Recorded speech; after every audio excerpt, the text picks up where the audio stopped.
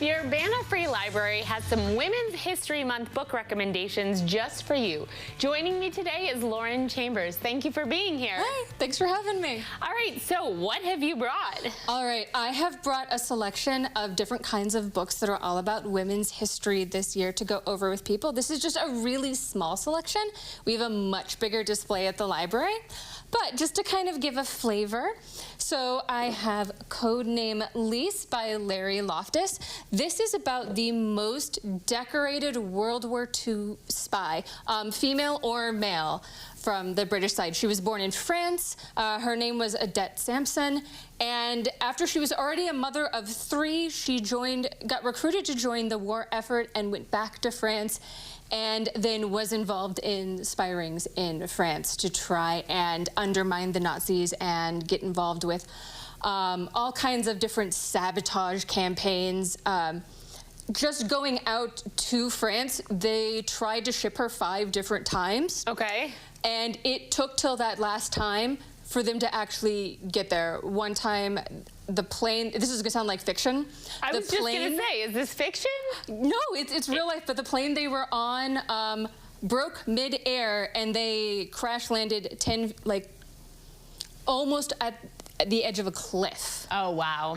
But she wanted so much to get involved and try to help in World War II that even after things like that happened, she kept saying, nope, send me. I've gone through the training, send me. So Wow. It's a really interesting look at her life and the real life account. They even said that they did enough historical records and there was enough information about the dialogue that there are only about 4 lines of dialogue that aren't word for word what they found in reports.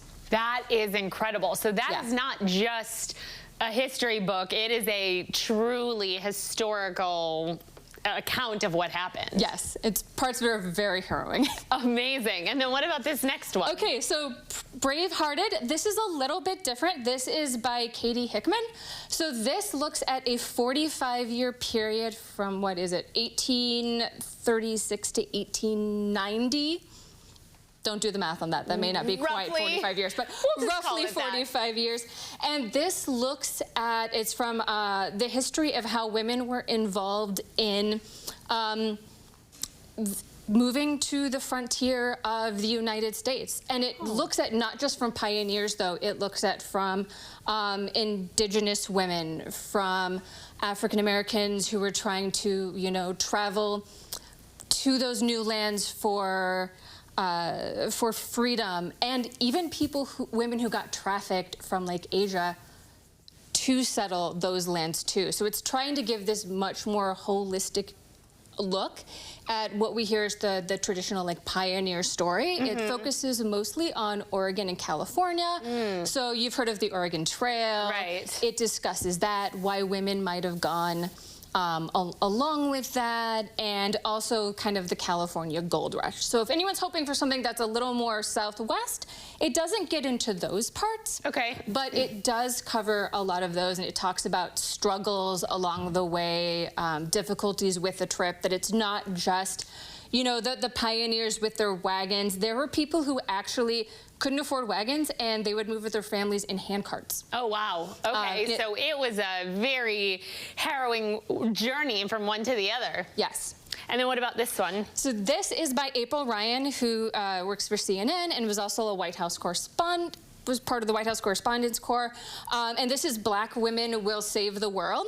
So this is not necessarily a historical narrative, but she talks about the struggles of Black women throughout history and how they have been involved, it's mostly U.S. history, in moving the country forward, in carving out places of influence and power, and the difference that goes unacknowledged that Black women have made throughout U.S. history. She talks about Kamala Harris, Maxine Waters. She uses herself as an example, so you also kind of learn her story and the issues that she's faced, and the accomplishments people have had, but also then what they had to go through to be able to make those things happen, and some of the traumas that they went through as well. So it's this really interesting look at history, but also deeply personal at the same time. It's really fascinating. I like that. So sort of trailblazers, but from her own perspective. Yeah. And then what about this one? All right, so my next two, these were all either focused on a person or had a very defined focus.